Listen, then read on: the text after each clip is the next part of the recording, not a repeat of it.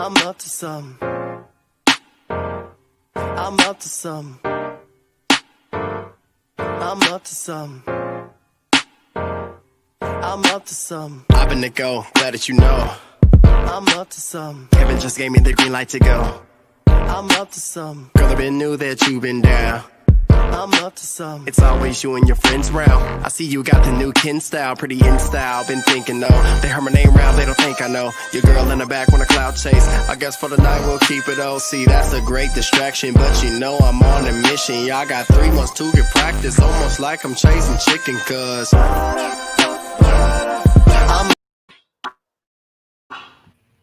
we are live. Hey. What is up? What is up? How's everybody doing? Normally our introduction video is a little longer than that, but we were just trying to push it. And we were so excited about our guest this week that we were just like, you know what? We don't need this long version of the video. Let's get right to the guest, right to the conversation. Right. And we're back. We're back. We're back. So we're going to go off. My name is Sharon Thompson, and I am the co-founder of the Porterhouse KC. And this is... I'm Dan Smith, the other co-founder of the Porterhouse KC, organization created to help support entrepreneurial endeavors and ecosystems in the urban community. And we are excited about all our guests. Yes. Morgan, you want to introduce yourself first, and then we'll go around to the guests? Sure. I am Morgan from Mid-Continent Public Library's special initiative for entrepreneurs and small business called Square One Small Business Services. And we are an economic empowerment team that is based in the community. Oh, yeah.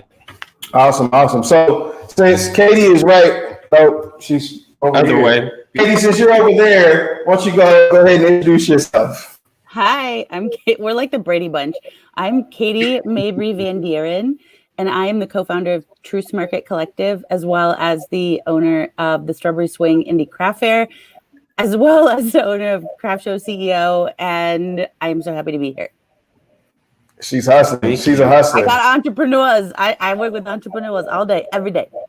All day. Karis, looks like you're next.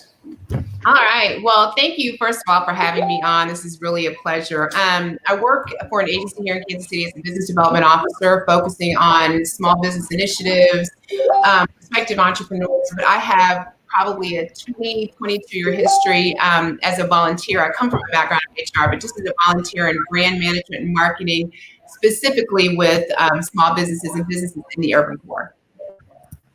Awesome. And we just might as well keep rounding it out. Michael, you want to go next? Yeah, so, Dan, I feel special. I think this is my second time on here. So He's a friend of the show. He's a vet. I know.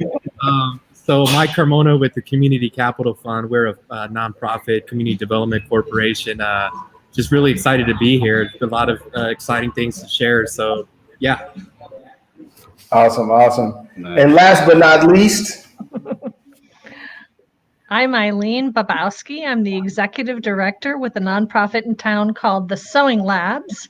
And we're an inclusive, welcoming community that teaches the legacy of sewing towards employment, entrepreneurship, and enrichment. Awesome. Well, welcome. First of all, we appreciate you all accepting the invitation. Yes. I know we wanted to do last week, and last week became a little crazy and hectic. So really, truly appreciate you all accepting and being able to change with us because we really, truly appreciate it. So the way that we do the show is we do our introductions, and then we do kind of like a shout out section, right? And so basically what that is it gives us an opportunity to really just give some love to some folks that are doing some good things in the community that you guys see that are doing some really great things in the community, and also friends, family, and whoever else you want to shout out. So you want to go first? Or? Yeah, I'll go first. I've seen. I've been letting Sharon go first lately. No, because I'll be taking this stuff. So, all right. I'd like to do a shout out to my wife, Lauren Thompson. I'd like to give a shout out to my kids. I'd like to give a shout out to Drip Water, our sponsor, our podcast sponsor. You can find them at Drip Water, puredrip.com. And I'd like to give a shout out. We podcast. We on all the podcast platforms. So check us out there. I'd like to give a shout out to Chess, to Kaufman, to PlexPod, where we at right now. I'd like to give a shout out to them. Big Continent Library with Morgan. Give a shout out to her. And I'd like to give a shout out to our guests. Usually I don't do that. But I'd like to give a shout out to y'all. And that's it for now. I don't want to keep going because I could go all day if I. All right. So I'm gonna just do. I'm gonna not double up because normally we double up. But I want to shout out my wife, Aisha. She's doing some amazing things with the school at University Academy. She's a principal over there. My boys are really killing the game. I shared a picture of my son. He was in rehearsal in the bedroom. We had a green screen set up. We changed the whole bedroom to make it look like a set. So it's a thing now. It's 2020, right? Yeah, just wanted to give love to all the folks, man. We appreciate y'all. And CCF. I don't know if Sharon said anything about Community Capital Fund, but we didn't. We appreciate y'all. I got you, Michael. Yes. I got you. Oh, Ed, hold on. I forgot one. Katie, Truthpalooza. Truthpalooza. Yes. We just did that show on Saturday, which was amazing. Yeah, I had a spill there on. Actually, I don't know if it showed the spill, but I dropped the coffee on myself there. But it was amazing. I'm laughing with you. It happened. Right. Who's next? Morgan, you got some shout outs? Absolutely. So this week, I'd like to shout out all of those moms out there with the small kids that are not falling into the negative thing with the you can't trick or treat and you can't do this and you can't do that. But they're being super big innovators right now. They're figuring out how to make family memories and not make everything super negative. And I am so blown away by it. So shout out to all those moms out there and those dads that are they're being innovative. So I just want to shout out Lene for calling out Sharon. She actually did say that she's laughing at Sharon. That is messed up. Lene is one of the graduates from our first Porterhouse KC Small Business Development group, and it was a phenomenal group of folks. She was Bliss and Wine. You got to check them out if you don't know about them. You need to know about them. Who next? Who get some shots? I can do it. I want to shout out you all for taking part in hosting Truthpalooza with me. Yay! And Iamd.c and KC SourceLink, who also partnered with us on that. That was awesome. They took a chance on us because it's so weird doing virtual stuff in this world now, like virtual shows and like festivals. So thanks for taking a chance on us. I think it was awesome. It was so fun. I'll shout out my husband. He's a chef. So, he has to go to work and be worried about coronavirus every single day. My kids, I do have a young one, like Morgan said, who is going to be Darth Vader at probably just the grandparents' house. I also want to shout out Curbside Notary. My friend Danielle, she was also the one who invented Curbside KC with all the food, like restaurants at the beginning of this. She now has started a thing with notaries, so people who are voting can get their ballots, voting absentee or what's the other word? I don't know. Early voting, maybe? I don't know. You have to have your ballot notarized, though. So shout out to her for just doing that out of the goodness of her heart and getting all these people together to notarize ballots. Nice. Thank you. Awesome. Karis, you got any shout outs? I do. Let me just give a real quick shout out to the dream chasers and the innovators, because I find myself in the circle of so many deep thinkers and out of the box thinkers. And I'm so proud to be like a part of these circles where people are thinking their way through this reported pandemic. I say that lightly. And shout out to the stakeholders and patrons of the AP Divine Historic Jazz District, very close to my heart, lots of things going on down there. And people are really kind of, boots to the ground initiatives going on right now, and they're really showing themselves. And so just a shout out to those people who have not let their dreams go. I love that. Man, I'm going to write that down. So next time, not this time, but next time we do shout outs to the dreamers. And I'm going to write that down because I love that. Yeah. Awesome. Michael or Eileen, I'm going to get it right. I promise. No worries. I'll give you a hint. There you go. There you go. I can even do my last name if you wanted me to. It's really kitschy though. I love it. I love it.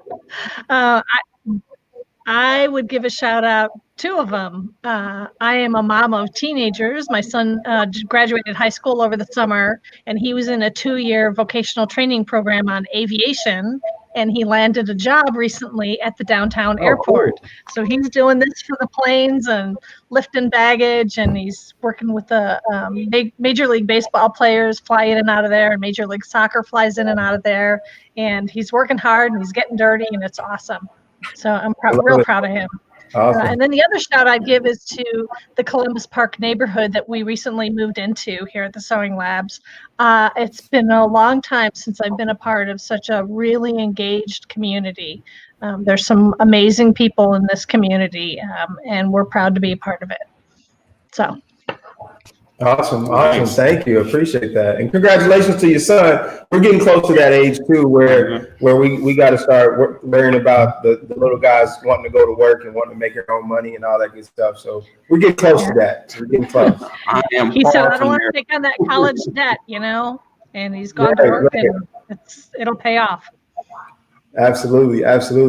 And Michael, you got any shout outs? At all? I see you're light now, right? You got some light beaming in. I appreciate the light.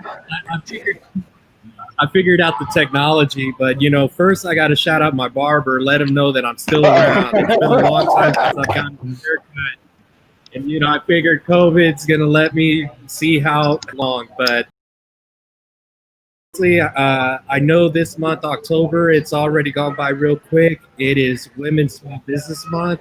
So shout out to all the female entrepreneurs. Really want to give a shout out to the women that I work with, Megan, Hanan, really great people.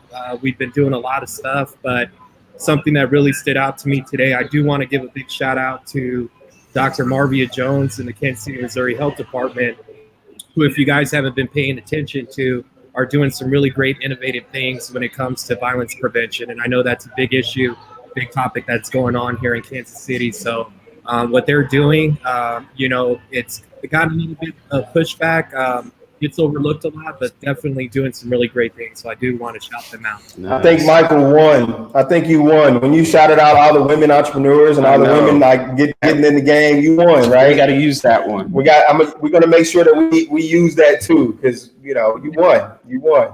I love it.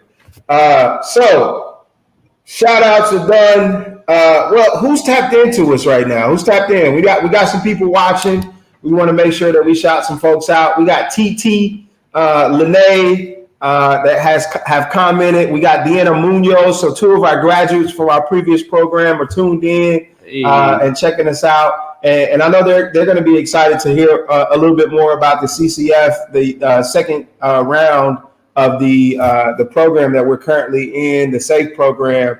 And so they're going to be excited to hear more about that too here in a bit. But who else is tuned in to us?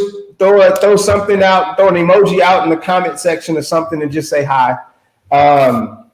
So this section is, let's get into some questions. Let's get into, first of all, who you guys are, what you do, and why you do it. I know that there's you guys have some amazing stories.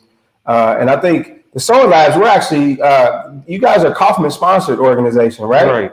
A Kaufman funded organization. So I think we share that, and we share that comment that we're both Kaufman funded organizations. So that's phenomenal. But I mean, what kind of, why the Sewing Labs? What does that mean for you, and kind of what directed you into that path? Yeah. So I'm a fairly new executive director for this organization. It drew me in because of for me it's personal. It's kind of like that scene in My Cousin Vinny where she talks about my father was a mechanic, my uncle was a mechanic. Well, it's the same way in my family. Everybody sews. I sewed, my mother sewed, my grandmother sewed. It's a life skill that's really necessary, and to know that there's organizations in town that are teaching it really excited me about this opportunity. So we do teach all forms of sewing, not necessarily singling in on high fashion, which there's some other organizations in town that are doing that. But we cover all different forms of sewing. Could be quilting, knitting, fiber arts. We basically start out teaching people basic sewing. We actually grew out of a for-profit business, which is kind of interesting. Back in the mid-2000s, there were two women who lost everything, homes, businesses, getting ready to move into a shelter with two of her kids, one of them was, and they decided to dig out their high school sewing machines. Years ago, it used to be a thing that for a graduation present, you'd get a sewing machine. And they fell back onto those sewing machines and they started making pillows for Nell Hills up in Briarcliff. And Nell Hills came back to them and said, could you make 200 pillows a week? And they were like, sure. Ooh. And about the same time, Sister Berta at Operation Breakthrough was starting the 100 Jobs for 100 Women program. And she said, will anybody hire a woman? And one of our founders, Callie, raised her hand and said, I will. I have 200 pillows a week I got to make. And so they started a very successful soft goods furnishing company in Kansas City called We've Got You Covered. And they realized that putting people to work that were dealing with generational poverty, substance abuse and recovery, formerly incarcerated, immigrants, even veterans could successfully work and make a decent living as a stitcher. And they realized it also would make a really great nonprofit. And so we were formed in 2016, got our 501 determination in 2018, and we were in the back of We've Got You Covered space in about 900 square feet. And we've recently moved into 4,000 square feet here in Columbus Park in the Don Bosco Community Center, which was recently renovated. So we've really expanded our space.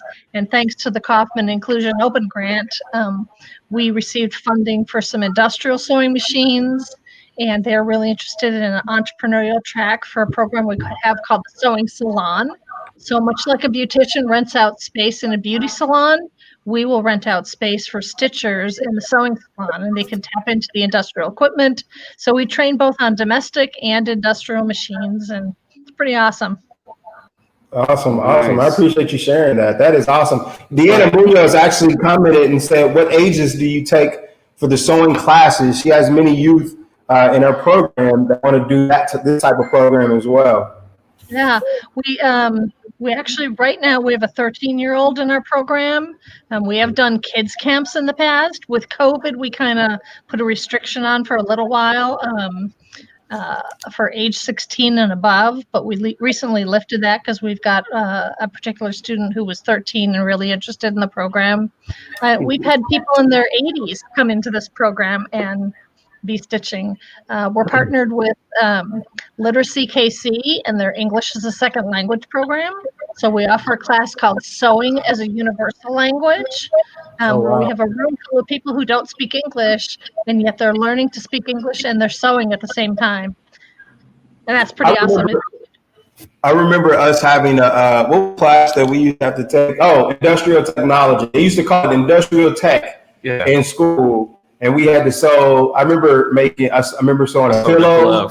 I remember sewing a bear, like a little bear we made, and some other things. And then after that class, I don't think I sewed again. Another day. But I think I did a sock, I did a glove, and something else. It was like a half little shirt deal. Yeah. 60% of people don't know how to sew on a button, and they would rather pitch an item of clothing than take time to learn how to sew that button on, which shocked me. We're part of we joined forces with the Climate Council of Greater Kansas City. They're a fairly new nonprofit. Fashion is the number 2 polluter in our world. So we're huge proponents here of slowing fashion down, of upcycling and repurposing and giving back to the community.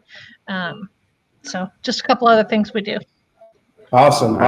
So I just want to give a shout out to D Coop. He's in the building. He helped us out on Saturday with the Ultimate Game Night. This awesome guy. D Coop is awesome. What up? Tammy with Big Brothers Big Sisters said this would be a great for their littles and matches to do together. So maybe that's a thing.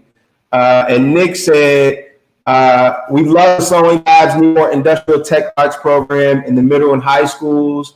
That is so legit. Yeah. And then Lene commented, said, this is awesome. Morgan said it was at Home Economics when it was called Home Ec. I got you. Yeah, industrial tech. I don't know where industrial tech came from, but it is what it is. Home Ec. Karis, you want to talk to us a little bit about you and kind of what drove you to get into economic development and the other things that you're a part of? Absolutely. I'm just kind of struck by the fact that I, like Morgan, remember home ec, and I was like, what is this industrial thing of which you speak? But that might be their way of trying to make it seem like it's sound a little bit more interesting. Right. As far as me, I'm a native of Kansas City, come from a family of entrepreneurs. My dad was a hairdresser, oddly enough. That's how I met my mom. And he opened a beauty school when I was little. And so I started working when I was I lied to you not, like 7. I was his shampoo girl. Wow. And so I always understood the benefit of entrepreneurism. And I would hear my parents talk late into the night about new ideas or hair products. Or my dad was truly an innovator. My mom was the one with the structure and the business sense. And that combination was powerful. So I always understood entrepreneurial efforts and endeavors. And I didn't know that wasn't what everybody did in life. And as I got older, I realized that especially in the urban core, in the community that I'm from and that I still live in, we suffer consistently because of lack of access. We simply don't have many of the tools and the resources that other communities might enjoy very readily. So for me as an adult, I realized, I'm going to enter corporate America and kind of see what this feels like and compare that to what I saw growing up. I realized that my options were very limited. I graduated, went to law school, ended up going into HR, and understood at that point that there was so much more to be garnered in a community when everybody has some sort of an emotional and financial and sweat equity investment. And that comes from small business. That is our infrastructure. To say that you want to have a strong ecosystem means that everyone has to be involved. We circulate our money in very strange ways, and it typically will leave the urban core much more quickly than it does in any other community. So for me, to have business owners that are living and eating and consuming in the same communities in which they serve is powerful. It changes the dynamic of a community. It changes how people feel about themselves and their worth and their value. So for me, it was a very logical progression. It was kind of the next step. Because I had a pretty traditionally structured career, I started just working as a brand manager, brand analyst, and a marketer just as a voluntary measure, because I realized very early on that I had some accesses that other people simply don't have. And that to me is unconscionable. If I can pick up the phone and make something happen, so should everyone else. And it's just, again, that lack of access, that inability to be able to hone in on resources that come very easily to some of us. And I just found that lack of equity and equality very unsettling. So, for me, it's something that I do professionally, but I also do it voluntarily. And it means a lot to me. I feel like it is the one way that we can consistently build and strengthen our community. That's awesome. That makes a lot of sense. We talk about that all the time, and talking about how long the dollar lasts in the communities that we serve. Right. It's crazy. And then you think about, and I think Morgan, we had talked about this a little bit ago about how our buying power is so large, right? It's so huge, but we're not spending it in our communities. You know what I mean? And it's pretty crazy. Yeah. But I can understand and respect that for sure. Katie, what you think? Yes, I echo what Karis just said. That is exactly why I do what I do as well. So with the Strawberry Swing, it is my for-profit business, and it's a huge maker fair. And we support thousands of local small businesses. And like Kansas City comes out and spends, I think they spent almost $2.5 million at just my holiday event last year. And that was on 100 small businesses that we lined Union Station with. And so when I formed and founded the nonprofit, I saw that I could use my privilege. And I also saw that a lot of people didn't have access to the same tools and equipment. And so much like Porterhouse, Truce Market Collective is a creative collective for entrepreneurs that are actually physically making stuff with their hands, So we're going to have, we will fundraise for all of the the utilities, the tools. Like if people want to be a printer and make t-shirts, which a lot of people I talk to on Truce want to make t-shirts and have a apparel business, we're going to fund the screen print, and then they'll all be able to use it collectively in there. All of our members will. And That's so kind of how me and my partner Chrissy came together to form Truce Market Collective, because like Kara said, we saw like there was this lack, and especially in my strawberry swing, a lack of diversity, first of all, and then a difference in socioeconomic backgrounds. Like most people had gone to college, most of them had access to the tools and had like, you know, there was just this big difference. And so we want to be able to lift that barrier so that everyone can become a creative entrepreneur and do what they want to do, you know, and follow their dreams. So that's where Truce Market Collective came from with my partner, Chrissy, who she actually lives. We're going to be at 31st and Truce, right by Porterhouse and right by Sewing Labs, or we've got you covered now because Sewing Labs moved. We're all kind of on the, and Nick, the guy who commented in the comment, he's Maker Village. I don't know if you met him yet. You two at Porterhouse, but he's your neighbor. Yeah, Nick. Absolutely. Yeah, he's awesome. So that's what we're trying to do. So far, we haven't been able to be in the building yet, like Porterhouse, where all these buildings have been completely divested in that area at 31st and Troost. And so we started in 2017, and the buildings have been being renovated ever since then. So what we've been trying to do is make sure that, you know, we have been getting into the community and doing programming and making sure that the development is done equitably. So we've done Truce-a-Palooza, we've done community murals. We just did the Casey Art on the Block, the Black Lives Matter murals on the streets in Kansas City. What else have we done? Oh my goodness. I also personally have Shop Local KC because I understand how important it is for people to shop locally and to support our restaurants and our local small businesses. So I have a website. I pivoted really hard during COVID. I was like, what am I going to do? I can't have my craft fairs anymore because we can't be in person. So I spent 48 hours.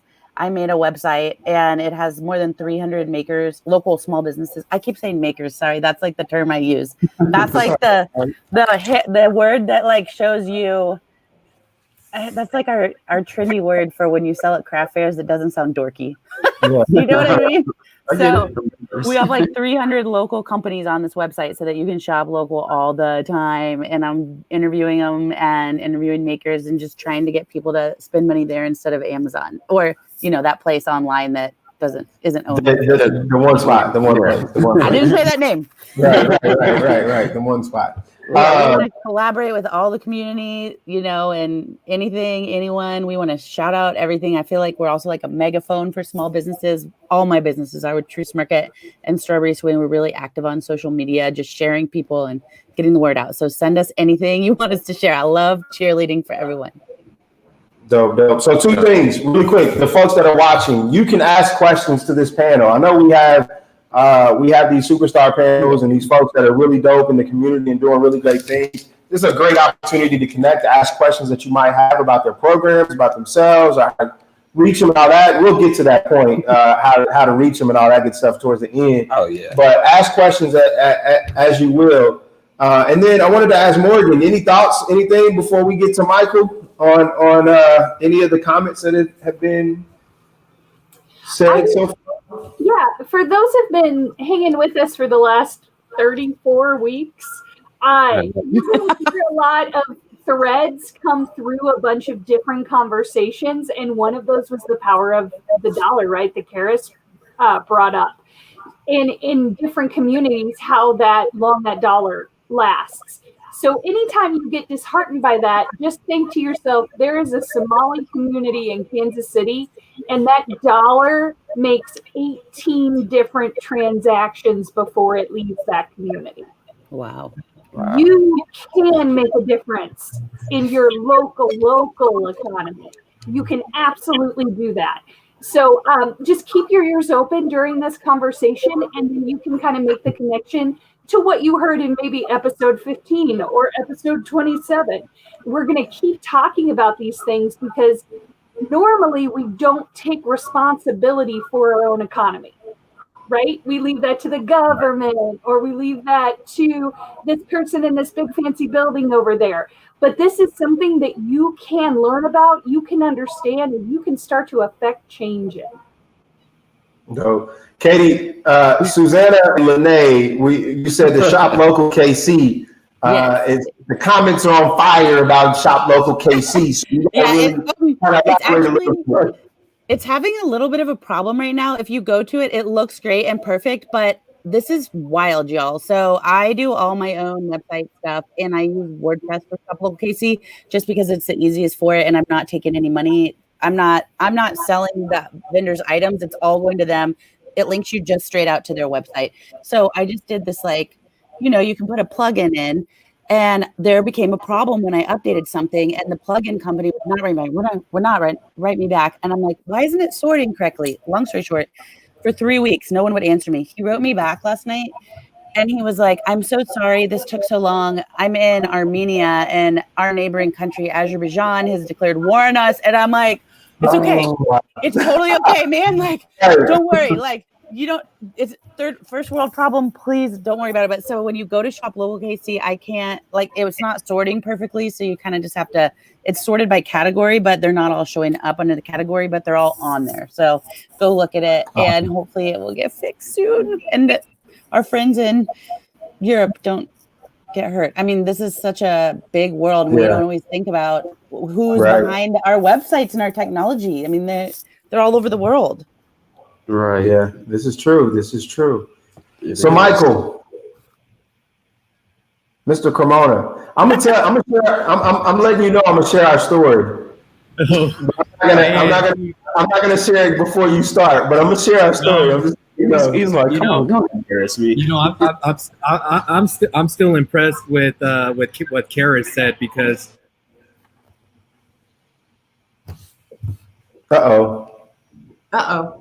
Did we freeze? I think Michael froze. Oh man! So I guess I am going to share this story before Michael gets to. There he goes. Oh, it went back down again. Well, it looks like you are going to share it. I know. Go ahead, Dan. Let's see. I'm going to wait a couple seconds. All right. So Michael's froze. I think Eileen. Are you froze, Eileen? Is it us? Okay. No, we're good. All right. Cool. So I'm going to share this story, and it's a pretty cool story. And then Michael, once he comes back, when he gets unfroze, I'll let him talk about his program. But so we started the Porterhouse KC about 4 years ago. All right, well. All right. So Michael, I'm going to drop you off and drop back on. Come back on. Just click into that again. Click into the link again. I'm kicking Michael. All right. So he'll come back, and he'll come back better than ever. So quick story. About like I said, 4 years ago, we started the Porterhouse KC. I met Michael probably when we had first started the Porterhouse KC. Right. And probably 3 months after meeting Michael, we had a conversation, or I got a call from our partner organization, Chess Inc. Said, "Hey, you got some mail." And I was like, "I got some mail. Like, why do we have mail? Like, this is crazy. I don't know why we'd have mail this soon, this early, right?" And so I kind of played it off a little bit. I was like, "Yeah, it probably is like a bill or something, or somebody then got our information. You know how stuff goes, right?" And so a couple days later, I went down. I got this letter. It was a really small envelope, and it said it was from Michael C. And it didn't really click to me. I was like, Michael C. Like, who do I know about? Michael C. Like, who is this, right? And so I opened it up. It's a small envelope, little letter, and it said something to the effect of what you guys are starting and what you guys are doing is necessary and needed in our community. And he said, "I don't have a lot, but here's a token of my gratitude, appreciation, and something to help you guys go forward." And it was a check, right? And we had just started this organization maybe 3 to 4 months ago. It was a check, and it was from Michael Cremona. This was crazy, right? I just, I started tearing up and everything. I mean, it was crazy. It was really crazy. And that was the first check that we had ever gotten written to us I did not cash that check. I was about to say at all. Actually, I still have the check. I still have the envelope. I'm actually going to frame it at one point in time, at some point. But it came from Michael Cremona, man, and I just truly appreciate this guy. He did pop back. He's backstage. I didn't bring him in because I wanted to finish my story before I brought him in, just in case he couldn't stop me from saying it. So yeah, I appreciate you. But good thing they didn't. So no, man. You know, I think it's just believing in people, and it's my biggest thing has always been looking at where people can go. You know, and that's why I'm in the work that I'm in today, because we serve a lot of folks that on paper it may not seem like they're the best fit to receive funding or do this or do that, but really you got to just look at the potential in people and know that if they've got a dream, if they've got that drive, if they got that fight, that they can do it. And the reason that I'm in this, I call it community economic development, Dan, because I don't think you can really do one without the other.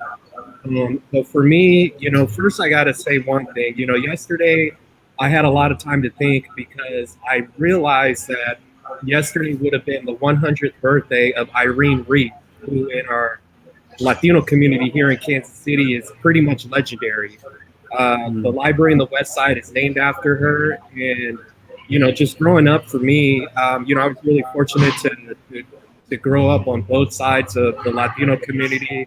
My mom being, her side being third generation, my dad being an immigrant. So growing up, I got to see, the experience on both sides. But, growing up with West Side community, spent a lot of time in the Palestine neighborhood too. It's just seeing people really fight for what we felt we deserved. And, when I was a kid, I wasn't old enough to really know what was going on, but, I was there sitting in the back seat when we were fighting for a library in our neighborhood. We were fighting for a community center, and the projects that we support now are really to do that bottom-up economic development and supporting folks and providing funding, providing assistance, and making sure that everybody gets a chance to make a difference. So that's why I'm here. That's awesome. Tell us a little bit about CCF and kind of what the direction is, and kind of what what you guys have going on now, and the partnership that you were able to develop with the city, and talk through that a little bit. Dope stuff going on. Yeah. So CCF, our mission is to invest in innovative and measurable community development. So, when I joined about a year ago, I felt that it was the right fit. What I think a lot of us realize, especially in the not-for-profit world, is that we are in this data-driven environment where a lot of times funders are always asking us, what are the outcomes? What are the outcomes?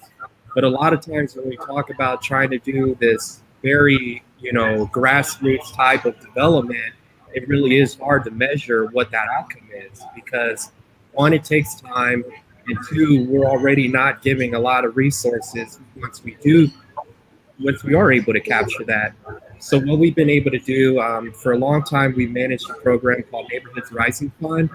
We're in our 6th year now, have just hit almost at $500,000 in small micro grants to neighborhood organizations, neighborhood associations, small nonprofits that partner with neighborhood groups, grants up to $3,000 to really support innovation at that level.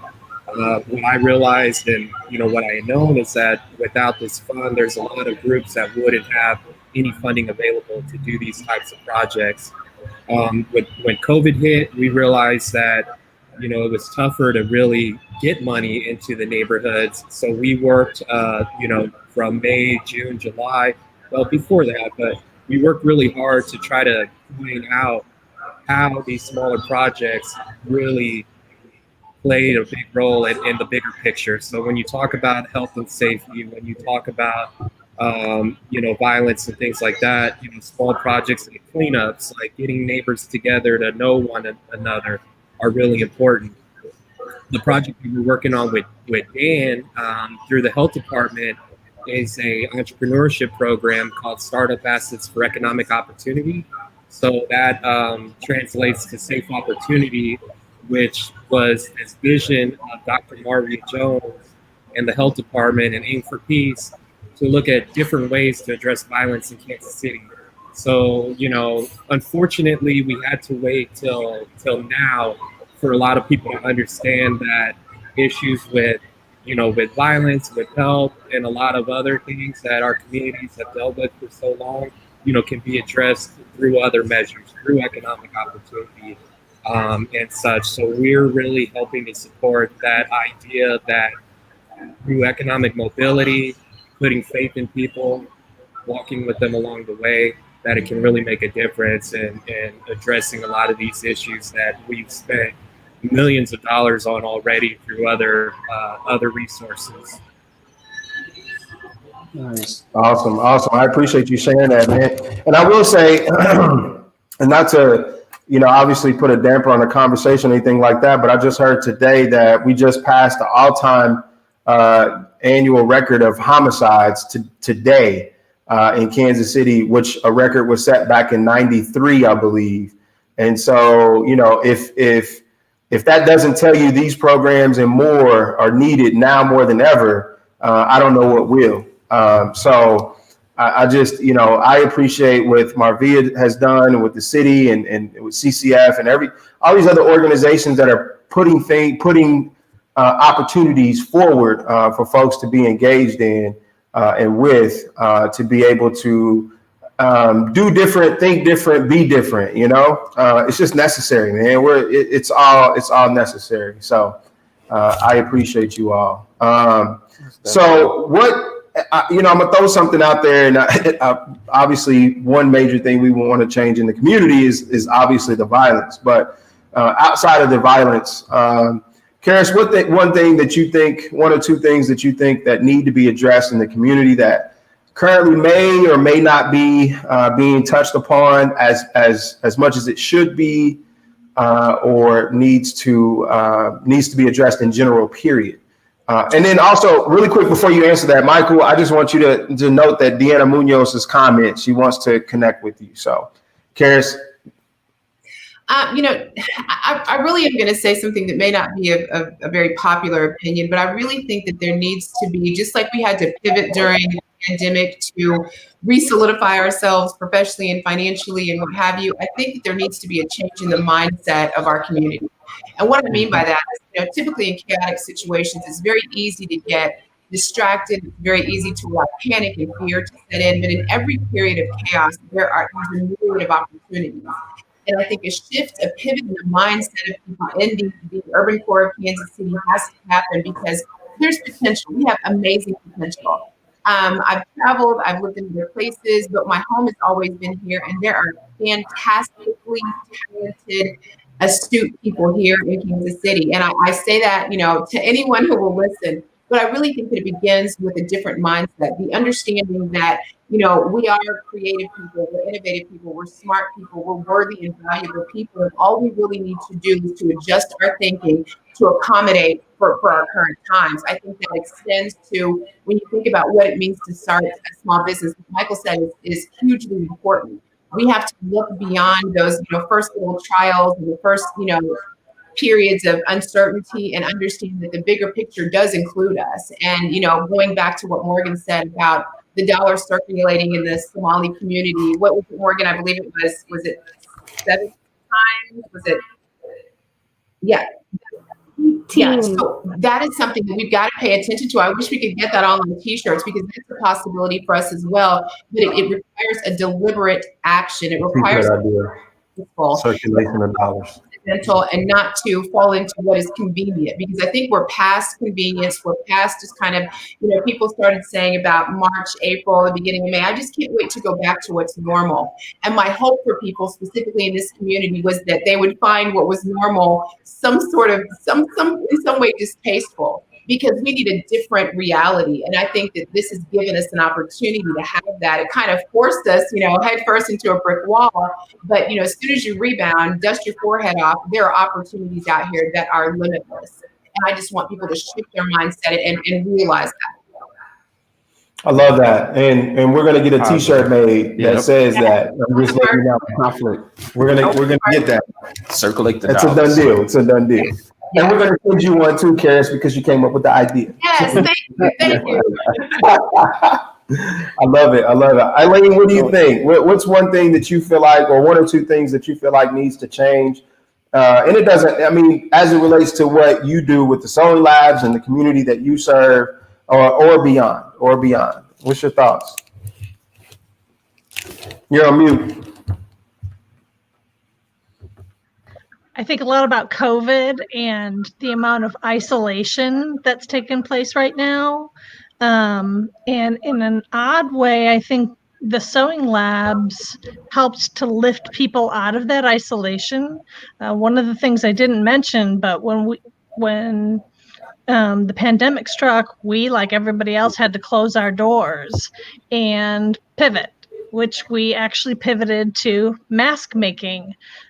We put together kits of all the materials you need to sew 12 masks, and we set up curbside service in our parking lot, and people could drive up, pick up mask kits, take them home, sew them in their safe communities, and then drop off those masks. And to date, we have sewn and distributed over 66,000 masks in this community. Places like Children's Mercy or St. Luke's or Aim for Peace or the Kansas City Fire Department or the VA Medical Center, hospices, nursing homes, daycares is where all these masks have gone to. And that opportunity that was created for people helped bring them out of that isolation and gave them something to do and really invigorated just the simple act of sewing and being able to rely on that skill. Sewing machines, they can't keep them in stock now because of what's happened. There at one point was a 10-week backlog of sewing machine repairs because people are digging out their sewing machines. And in a weird way, we've kind of come full circle back to when Kelly and Lonnie dug out their high school sewing machines. People are digging out their machines and people can get back to work with the skill of sewing. So that's what makes me kind of feel good about what's going on. I think we can really help get people back to work, whether it be working with one of the myriad of companies that we're partnered with in Kansas City that are beating down our door to get employees. We work with the Sealy Mattress Company. They pay people $24 an hour, and they have 3 levels of stitchers. You can make a good living as a stitcher, or you can become an entrepreneur or be the village sewist in your own community. So I love that. I think the Sewing Labs is one of the first organizations, if I can recall, back right when right after COVID hit. I think the Sewing Labs is one of the first organizations that I did see that right? We saw like the push and the promotion to the pub to say, hey, we're doing this, we're pivoting. And you guys really saved a lot of folks, man, a lot of people, man. So we appreciate what I hope we keep some people safe. Yeah, 100%. I was going to bring something up about that because what you saw and like what Karis was talking about, like we had this really bad capitalism going on before COVID, like capitalism, okay, but we had like dirty capitalism going on.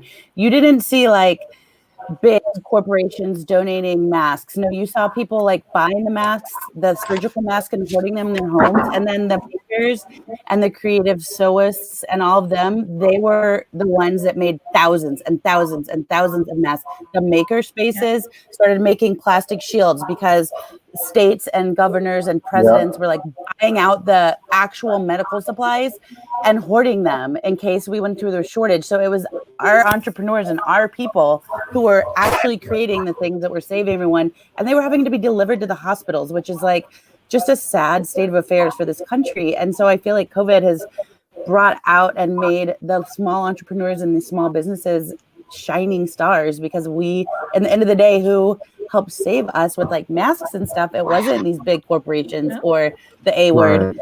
The A word was sold out of masks for a while. It was like,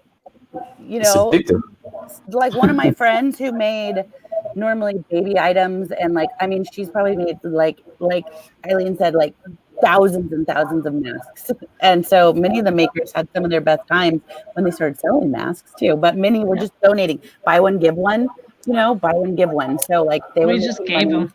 Yeah, you just gave them. But like the small business can't always do that. So, but they were doing buy one, give one, which is incredible.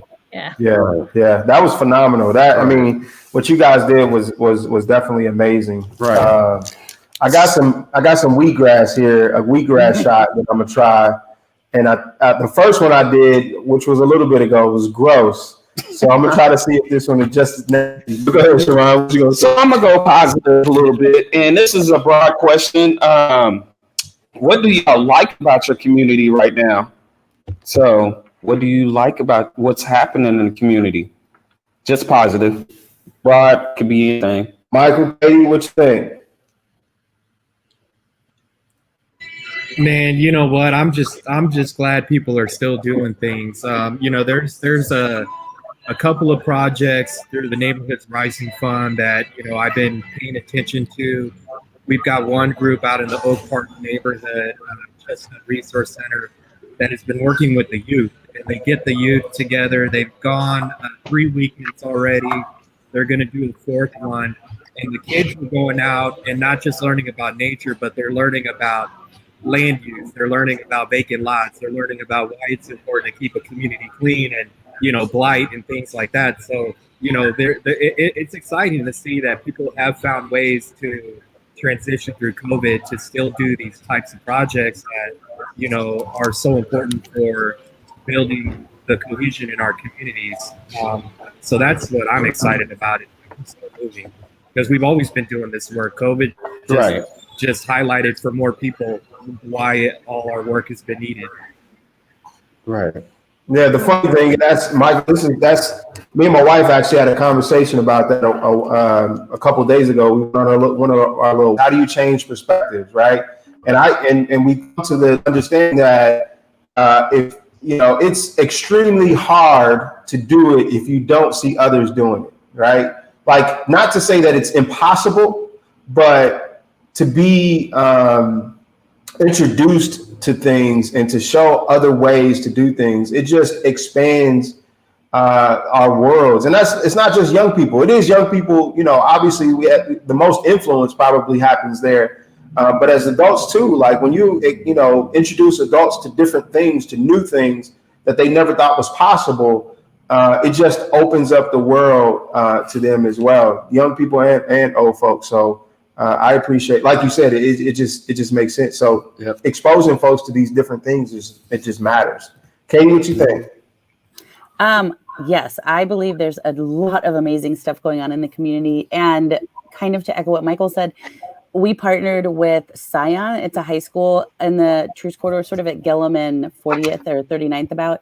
They decided, because they couldn't go do service projects really during COVID, that they would do this really neat real world impacts project. And some of them chose Truce Market Collective, and they asked how they could help us. And so one thing that we decided was these girls could learn the history of Truce, and we needed a graphic that would kind of show us the history of Truce. We know it has this rich, deep history that is not always good, but is the true history. And so we wanted them to learn it and make us a kind of interactive graphic, because we launched a website called Explore Truce to highlight the community while COVID was going on and forever, so that you can see what businesses are on Truce, because a lot of people don't think that there's businesses on Truce, and there's hundreds of businesses on Truce. And so anyways, the Scion girls that we worked with were incredible. They know now what took me 4 years to learn. They made us this graphic on exploretruce.com, and it says the history of Truce starting at the 1800s with the Osage Indian tribe going all the way to present date. And they were like, we figured out all this stuff about Kansas City history, the segregation. We talked to our families about racism. Now they've just learned so much that I didn't even have a clue about when I was their age, And so I was really excited that this high school is reaching out to different nonprofits to learn that, just kind of like what Michael said, at this young age. And then, we have the community with Explore Truce. We have all these small businesses. We have lots of Porterhouse graduates like Alicia. How cool was that? She was on the Ellen show and keeps her doors open and does all this amazing, unique, creative stuff. She had like voter registration out there during Truce Palooza too. So there's just so much good stuff going on, and people are coming out and supporting. Like, I'm doing socially distanced, masked outdoor craft fairs with the Strawberry Swing, and Kansas City is supporting these makers. I don't know what we would all be doing, and me. Like, I'm a small business. They're supporting me because I can have these. I don't know what we would be doing without people coming out and being safe, socially distancing, wearing masks outside, and supporting the small businesses still, because they can keep their lights on because of everyone that is doing this. So thank you all. Yes, Man, most definitely. that is awesome. Yeah, Alicia. Sorry, Alicia. took a shot. I got a ginger shot too, and a grassroots shot. That ginger one is You're gonna strong. feel good tomorrow. And it's got cayenne pepper in it too, so kind of took me back a little bit. What do you think? I can tell you something that excites me right now is how sewing can really make a difference for your health. And I'll tell you one quick story. Right before COVID, we had a social worker bring somebody to us who had experienced some trauma. And when she came in the door, her head was down. She would make no eye contact with anybody. And then she got into our program and started sewing. And within 2 weeks, she's holding up some amazing projects that she had made. And her face is just beaming and she's smiling and she's so excited. Then COVID hits. And I'm worried about her, that, all these weeks and weeks and months that passed by. Well, we reopened our doors on October 1st. And she was one of the first people knocking on our door saying, how soon can I get back in here? And so we started classes yesterday morning with a group that she's in. And it's amazing to see how, she can be here and feel safe. And sewing is just so good for your health. It puts you into that creative flow. It lowers your blood pressure. It lowers your heart rate. You can share it with the community. It's awesome. Stress reliever. Yeah. You bet. Yeah. I used to do all of that. Karis, we want to leave you out on the good feels and the good vibes. What do you think? Yes. Well, similar to what Eileen and Katie said, I love Kansas City for a lot of reasons, but the two that really come to mind, we are a very resilient town. And I say town on purpose because I think that there's the connotation of us being geographically large, but community-wise, we're small and we're very integrated. And so that resilience comes from some trials and I think it's evidenced by the lady that Eileen just spoke about and by the activities and the graduates of your program that Katie spoke about. But I also think that we have such a rich history in terms of the arts. And I'm one of those people that I have to have the balance. I'm a collective actress with a local theater here. I have to have that and the corporate stuff mixed together to give me balance. And I find that here in Kansas City. So between the fact that we are resilient, we are overcomers by just, I think, our organic nature, and also the fact that we are so rich in the arts that we provide a great balance. It's what I've always loved about Kansas City, and especially during the pandemic, I think that it's really been seen a lot. And I think we have tapped into that, which is in the base of our spirits to get through this, and I could not be more proud.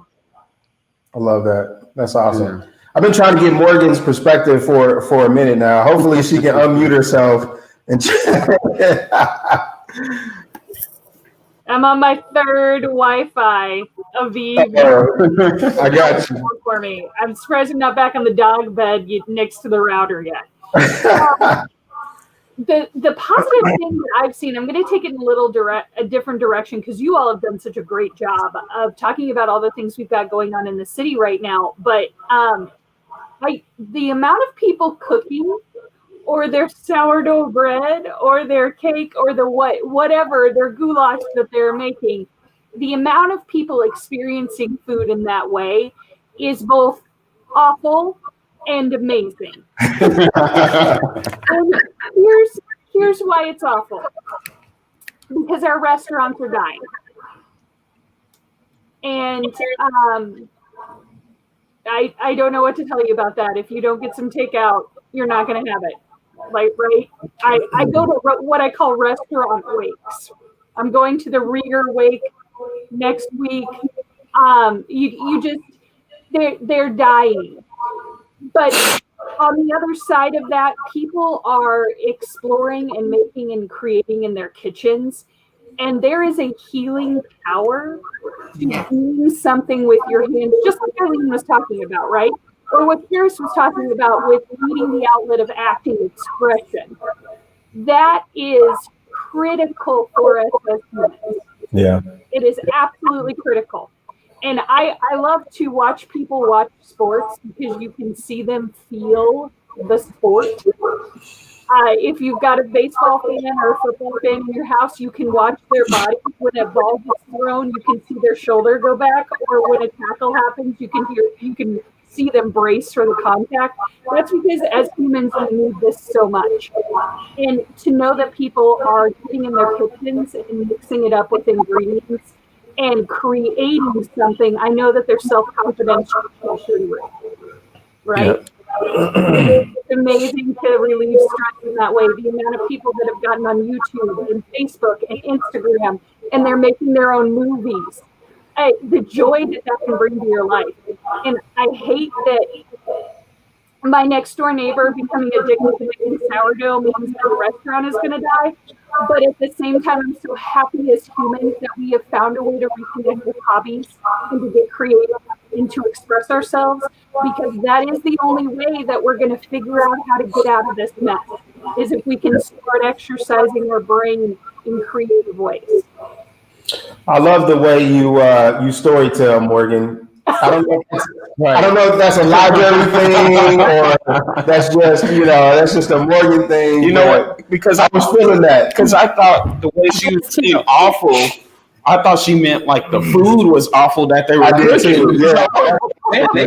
They had some bad food for the kids. I was thinking the same thing. So before we do our round robin, because normally we just do a round robin to close the show out, I want to ask one more question to the panelists, and we ask this question sometimes. We don't really get to do it often, but we know that there's some questions that are not being asked right now, right? We try to find the best questions to pull out the most information from our guests.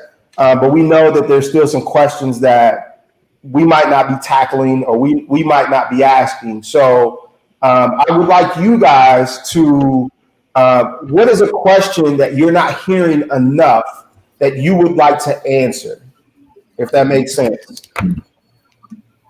So some things that you feel passionate about, something that's really resonating in your heart, in your mind, that you normally don't get asked, but we can all probably benefit from. Katie, you want to start us off? Yeah, put me on the spot. Okay, say it again. A question that I don't think it's asked enough, but that I want people to ask me so I know the answer to it. So I need to? You may or may not know the answer, but it's a question that needs to be asked more. Okay. Something that you don't necessarily hear, but it needs to be talked about. I think I remember in the past watching y'all and maybe Dina, is it Dina or Deanna? Deanna. Yeah. I know her so well on the internet, but I don't know if we've ever hung out because of COVID. She asked, like, how do we get at the table? I feel like a lot of the funding for nonprofits kind of goes to the same people. So there's so many people out there working so hard, and they don't have the connections to certain, big funders in this city. How do we get at that table? How do we do that? I like that. Connections. That's a great question. That's a great question. I love it. She saw me. Yeah. She feels love you. And Renee says, someone once told me that storytelling is important. So we had Joe Goldberg, who's the voice of the Kansas City Royals, into one of our sessions. And he taught us a lesson on storytelling. And it was like phenomenal. It was kind of on the level of where Morgan was and making me feel like I was literally about to tackle come through, right? With that description. But yeah, absolutely. Karis, what you think? What questions are not being not being asked enough that you want to either answer, or you want the question? I mean, you want the answers for that question. Well, and I'm just going to give a really quick twofold answer. I think on one hand, because I work with a lot of prospective entrepreneurs and small business owners that didn't receive the kind of help that they thought they might receive during this last 6 months or so, whether or not they weren't recipients of, CARES Act funds or what have you, a lot of people are asking where the money is. And, there are more times than not that the answer is, I kind of don't know. And if I do know, I kind of don't want to say. And I think that as time goes on and people are beginning to pivot in a different way, sometimes you have to pivot twice. And sometimes that first pivot didn't get you where you needed to be. You realize now you have to regroup again, but you see other people being the recipients of advantages or grants or funding that you were not in receipt of, that there is a logical question to say, what has happened to certain sectors, certain areas of our population that have not been able to survive this? To Morgan's point about restaurants, I mean, that's devastating if you really think about it. Something that we've taken for granted for all of our, adult lives for sure. To be able to go to your favorite restaurant on a Friday night could be no more. That's a lot to think about. So I think where's the money is the first question, to which I don't have an answer. But the second thing is, I noticed that about a month or so, maybe 2 months ago, people stopped asking, how are you? And I think that I was down, at 18th and Vine with Casey Art on the Block, did the Black Lives Matter murals. And that particular day, there was a lot of kind of pulse checking and temperature taking. How are you? How do you feel about the state of affairs? And even though you don't think that there's a direct link to our ecosystem and our economic development process, the spirit of a people is directly related to that, because it influences what you do and how you go about doing it. So I think that, again, that question is going to have as many answers as people that are asked, but I think we still need to be asking, where's the money and how are we one to another? Man, I love those. Yeah. I love those. Yeah, that makes sense. That's a good question. Where is the, what was it? Show me the money? Show me the money. Where is the money? Show me the money. Yes. Well, Michael, I know you know what movie that's from. What movie is that from? Jerry Maguire. Yep. Oh, I mean, you bailed him out. We have your trivia team. We know what we call trivia. Michael, what you think? What questions are not being asked that either you can answer or that just needs to be answered? What do you think? Can I go late? Can I be a little lazy and just say what's next? We can't let you bail out that easy. Honestly, Dan, and I'm just gonna. I think this is something that I think, especially where we started, where we are today, but I think a question that I don't know if a lot of us are asking ourselves, because we're at a point of exhaustion too, is could we be doing more? And in reality, we really can be doing more. And I think the mentality, we're starting to see it come about, because of course we didn't expect this to take so long. But there's a lot of people in different communities, philanthropic communities, other communities that may have felt that they've done enough. And the truth is that we really haven't even hit the surface yet. So to Karis's point, there's still money out there. I'll do a quick plug. We did yesterday launched a partnership with the City of Overland Park to do grants through CDBG CARES Act funding to be able to provide $5,000 grants to small businesses that will be able to retain low to moderate income job positions held by low to moderate income people. And and that's just, in my opinion, that's asking that question, could we do more? And even though we're at a point where it's like, it sounds crazy to continue to do that, I mean, we have to, because honestly, we don't know when we're going to get another chance to really drive the funding where it needs to go and make a difference. Because I think that we are starting to see a lot of people go back to how things were and feeling comfortable with the norm, and we just can't have that. All right. Yeah. So true. I agree wholeheartedly. Eileen, what you think? What's out there? One of the questions that I think about a lot of times is, how can we better collaborate?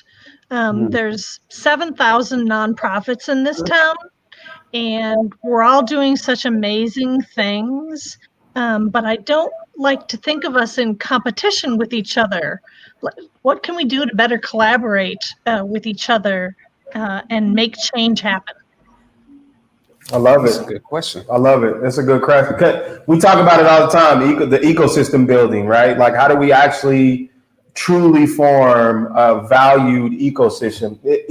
Because when we're fragmented, people don't know where to go, or they do go somewhere and then they don't know after they go there, can they go to this other space? You know, there's confusion. There's just a lot. There's a lot. So I can appreciate that that question for sure. But that's why we collaborate. Like, we're, you know, I don't want to say, you know, but the Porterhouse KC, we got partners like all over. Like, CCF is a partner. Midtown Public Library is a partner. We've partnered with Palooza. We've done things with like I said, Punch Pie. I mean, a lot of folks. So Yeah, more of that needs to happen. And that's intentional. And we truly, it's all intentional. And we truly believe that we have to show cohesiveness to be able to effectively help and change the direction and lives of the folks that we're serving, and not be in competition and actually be serving to the folks that actually need it the most. So I totally agree. Yeah. Morgan, what you think? She was waiting. She was like, wait. I got this. She's sitting back. Did you see her sitting back? Did you see her sitting back? He better not call my name. He better not call. This is what I'm thinking. This has been another fantastic conversation. I'm so glad that we got to bring all of you on today and learn more about what you do. Like, when I called Eileen a couple of weeks ago, I literally said to her on the phone, I'm so mad at me for not knowing about you yet. And I know that I will continue to say that over the course of my job at the library, working in the entrepreneurial ecosystem, because we need so many on-ramps to success. There can't just be one thing. Like, somebody once called me aggressively anti-fancy. There needs to be an option for people who are not fancy. You know, and that comes back to that competition piece, right? Like, we're all offering a service, and it needs to be offered in different places, and it needs to be offered in different ways. Because I don't want to be in a world or I don't want to be in a Kansas City, to be honest with you, because good luck getting me out of here. I'm down for forever now. I don't want to be in a place where all of the business community looks the same. Yeah. I want variety. I want an inclusive environment for businesses. I want people to not have to have a 4-year degree to be successful in business, because that's not reality, right? You don't have to speak English to have a successful business. And there is help for everyone. It's how do we come together as an ecosystem and communicate with each other and realize that it's okay for someone else to do the exact same program you do in a different way. No, I appreciate it. Yeah. So, for no other reason but to play with cameras, I switched this camera to this angle just because, for no other reason but to just play with it. He just wanted to show it off. Let's do our little round robin. Like, what should we be looking for, looking forward to, and then Sharon's favorite question. How can we reach you, and how can we get in touch with you? What's your websites and stuff like that, social medias? So let's start. You want to start with Karis? Yeah, let's start with Karis. All right. I was going to say, start with me. Honestly, I have been made privy to some amazing programs that will be launching really soon that are going to be dynamic tools that are going to help entrepreneurs and small business owners. They're coming in several different forms. They're coming really, really fast. So be on the lookout. Keep your eyes open. Obviously, and these are coming from different organizations, different entities, but they're going to the culmination is going to be here within the next couple of months. So just keep your eyes open, know that there are opportunities coming, and just stay focused and don't get distracted by what you hear, the outside chatter. And certainly if anyone needs to reach me, I did not appear in a professional capacity, but please feel free to reach out. It's Karis Harrington on Facebook, on Instagram, and Karis.Harrington@Yahoo if there's ever anything that I can do. Hey, if Karis says something is on the way and it's coming, and don't worry about the white noise, Tune in. you stay in tune with Karis. I'm just letting you know that when she says something like that, we just, But anyway, I digress. Katie, what you think? Okay, so you can follow Truce Market Collective under that name everywhere. We also just launched Explore Truce. And if you did want to support us, we just got some amazing posters that we did. Actually, my co-founder designed them, but it's the designs of each of the muralists for the 6 Black Lives Matter murals with the location and the artist's name, approved by Black Place Back Art. Shout out to Natasha, who was really hooked us up with all those amazing artists, Harold, Warren, Michael's our board member, Vivian, Adrian. So all 6 of them, those are on our Truce Market Collective website, and they're gorgeous. They also have the manifesto on it, which is kind of how we got the ordinance passed with city council, or we didn't get it passed. They passed it. You know what I mean? And then if you want to support the Strawberry Swing this weekend, there's my husband. He got off work. Restaurant, go to Harry's Bar and Tables. That's where he works in Westport. But wear a mask, please. And then if you want to come support our makers, our last pop-up is this weekend, Saturday, 10 to 4 at 8201 State Line Road. Wear a mask, please. Even though we're outside, we'll have 25 makers, flowers, and the Kansas City Symphony will be playing. Awesome. Nice. And I just also wanted to say we did have all those artists on our show. Yeah. And we were so excited about having them on our show. And they're incredible. It was phenomenal. Yeah. It was phenomenal. We're gonna get a poster. We're gonna get a couple posters too. I gotta have a poster. Just letting you know. Michael, any closing thoughts?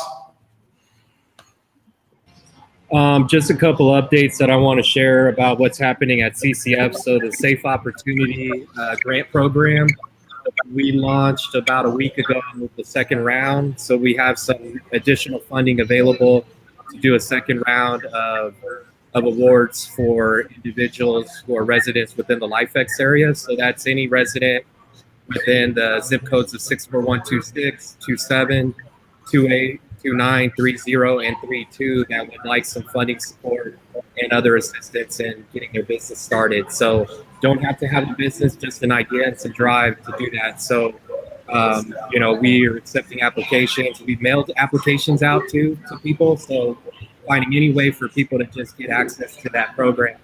And then again, the Overland Park CDBG, Small Business Economic Recovery Program. We have that available until now. I'm getting my dates crossed up. November the 9th, and we actually have the application available in English, Spanish, and Arabic. So we've been very inclusive in making sure that we can get as many different groups to apply for that program. So our information, CCF, kansascity.org, phone number 816-502-9584.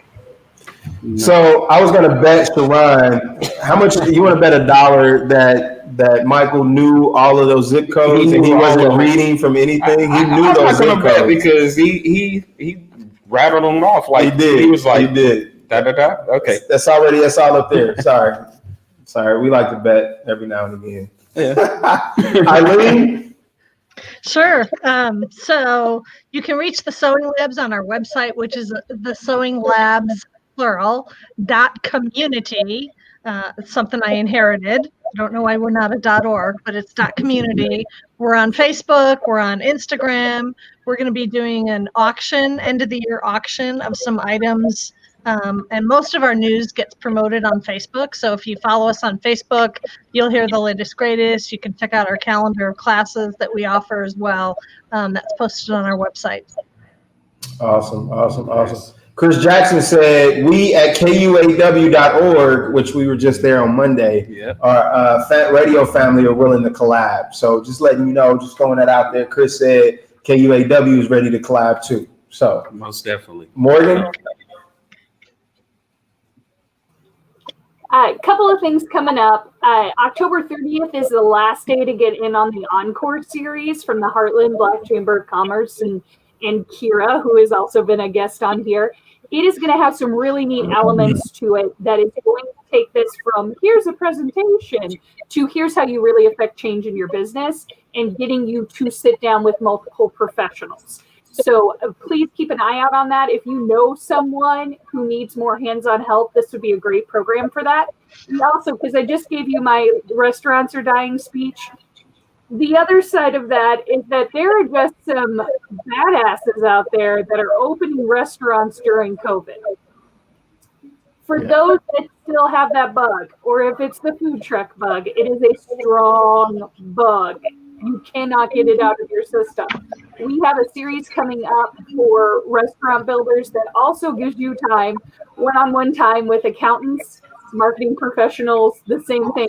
You're going to hear a lot of programming coming out right now for entrepreneurs and businesses that gives them individual time with professional services, because we know right now it's not enough to just give someone money.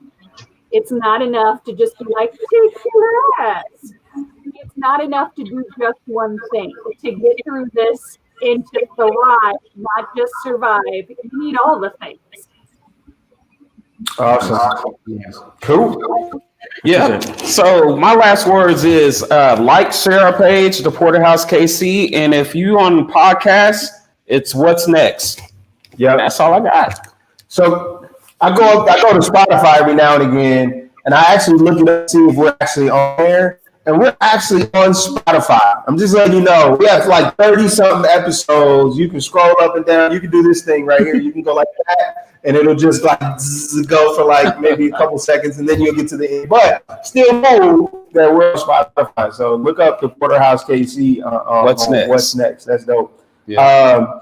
I just, again, we appreciate you guys accepting this invitation to come talk to us. Really enlightening conversation. You guys are doing some awesome things in the community. Yeah. We're staying in tune with you. We're ready to partner. Just let us know. Let us know when you're ready and what we need to do, and we're open. Karis, we're following you. We're making sure we're watching. Yes. We use your quotes. Shirts. Right here. On the shirts, we using those quotes. We're using the quotes. Katie, large. Yes. we got you. Katie, we appreciate everything that you do, and we're excited to continue to work with you for sure. Thank you. Obviously, Michael, we're still rocking, man. We're figuring life out for folks, so it's what we do. So again, we appreciate you all. Thank you. And yeah, I think that's it. Right.